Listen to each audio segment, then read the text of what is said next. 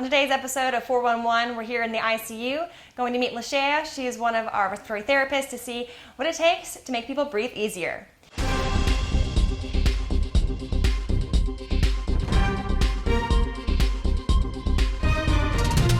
So, Lashea, tell us a little bit about what respiratory therapists do. You hear about nurses, you hear about doctors. What is your role here in the ICU, especially taking care of those who have COVID? We do a lot of different therapies.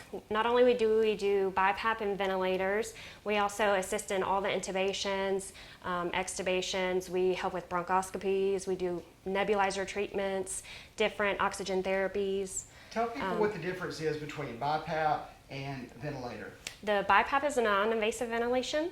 It gives a lot of pressure to help open up the lungs. The ventilator is actually a tube that goes down into the lungs. Much more serious. And to help you ventilate.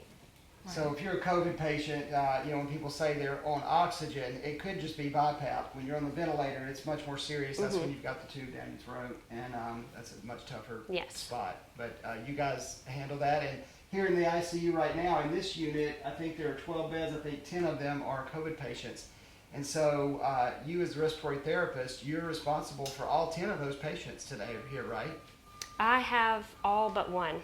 So one of the silver linings of COVID is being able to highlight some of the respiratory therapists here in our hospitals who help people breathe easier. But before COVID and during now, they also go around to the hospital and take care of people who have COPD, who have heart failure, who have lung cancer, anybody who needs any kind of assistance in breathing. Lashea and her team are your people. You've got trouble breathing, she can help you out. In fact, today in this room right here, later today, you've got a CABG, a coronary artery bypass graft, That's or right. CABG as you call them, coming in today. Tell us about that and how you're going to take care of that person later today when they come in. So when they come in out of surgery, we immediately put them on the ventilator.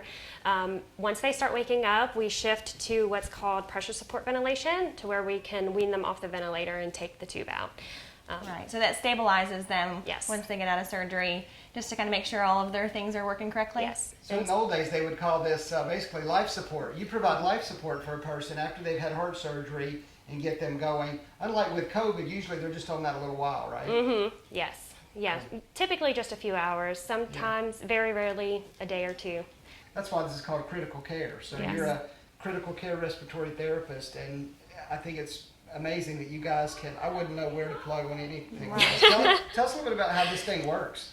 We can do not only invasive ventilation with the tube down their throat, we can also do BiPAP on these ventilators as well. Oh, wow. So if for some reason they needed BiPAP once we extubate them and take the tube out, we can also switch it over to where it's So the it's BiPAP as well. multifunctional. Yes. So I see on the reports there's pressure control, volume control, and then there's the PRVC. PRVC. And And so- then there's pressure support as well. Okay, so explain a little bit about the differences of those and how that works. So PRVC, it's giving them volume to fill up their lungs every breath, and it's giving them so many breaths every minute. Okay. Pressure control, it more so controls the pressures that are in the lungs.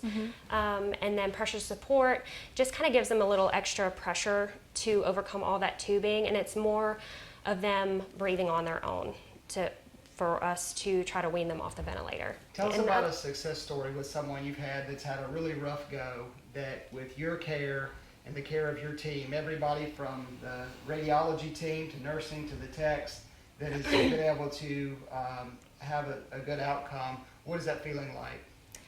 It's very rewarding, and I just had a patient recently last week that got intubated. She has COVID, but also has cancer. Mercy. So she did get vaccinated, but with her immune system being down, Right. she did end up getting COVID and got put on the ventilator, but she is off the ventilator as of a couple of days ago, so I had to go see her yesterday because I was so excited that she had gotten off, and I just wanted to go see how she was doing. Tell me about, on the other hand, a story not so successful, how tough that is dealing with some of the situations you have to deal with every day. Somebody maybe who didn't have as good of an outcome and you were more optimistic. What's that like dealing with that? It's very, very sad, very depressing, and it's very high anxiety right now, not just for the patients, but for us as well, because we see someone die almost every day.